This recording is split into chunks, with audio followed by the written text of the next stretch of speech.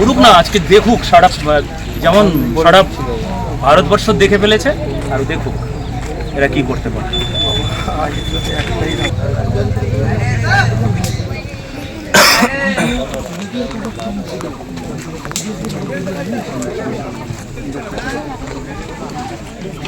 প্রশাসনের ভয় কোথায় যে শামশেরগঞ্জের ঘটনায় প্রাণ ভয়ে পালিয়ে আশ্রয় নেওয়া মালদহের পার্লারপুরে দেখা করা বা ত্রাণ দেওয়ার ক্ষেত্রে পুলিশ দিয়ে ব্যারিকেড করে আটকে দেওয়া হচ্ছে সাধারণ মানুষ থেকে শুরু করে সাধু সন্তদের। এদিন ত্রাণ নিয়ে এসে দীর্ঘ 3.5 ঘন্টা দাঁড়িয়ে থাকতে হয়। এরপর কাকুতি মিনতি করতেই অবশেষে ঢুকতে দেয় প্রভু হিরণময়কে, তাও আবার সময় বেঁধে দেওয়া হয়। হিরণময় প্রভু বলেন এখানে সত্যের জয় হলো, আরও দেখার আছে।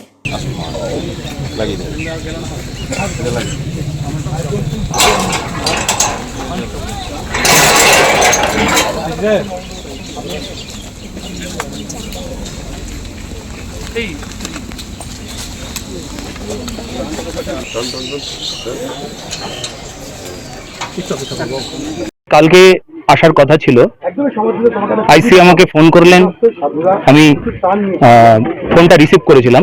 উনি বললেন আজকে যাবেন না, আপনাকে কিন্তু আটকে দেওয়া হবে। তারপরে আমি আসছিলাম, যখন আমি ফিরে আসছিলাম তখন জানতে পারলাম আরো আমাদের রাজ্যপাল মহোদয় আরো সবাই আসছেন। সেই সূত্রে একটা স্বাভাবিক একটা নিয়ম কানুন থাকতেই পারে। আমি ফেরত চলে গিয়েছি কালকে। আবার যখন আজকে আসছিলাম তখন আমাকে বারবার আইসি ফোন করলেন। আমি যেখানে প্রোগ্রাম করছিলাম রতুয়ার আইসি বারবার ফোন করছিলেন, তারপর এখানকার বৈষ্ণবনগরের আইসি বারবার ফোন করছিলেন। আজকে কি হলো? আজকে আমি ত্রাণ নিয়ে এসেছি, আমাকে বলছে আপনাকে যেতে দেওয়া হবে না, আপনাকে ভেতরে যেতে দেওয়া হবে না। আমি বললাম একজন গুরুদেব তার ভক্তের সঙ্গে দেখা করবে, যে ভক্ত অসহায় তার পাশে দাঁড়াবে, সেখানে কারুর অনুমতির অপেক্ষা রাখে? আর ঠিক আছে আপনাদের অনুমতি কি? এবার যখন এসডিও এসে আমাদেরকে বললেন যে এই মেল আছে, এই মেল করুন, আপনাকে রেসপন্স দেবে। এই পর্যন্ত 1.5-2 ঘন্টা হয়ে গেল, এই পর্যন্ত উনি কোনো রেসপন্স করলেন না, আর এসডিও কোনো ফোন ধরলেন না।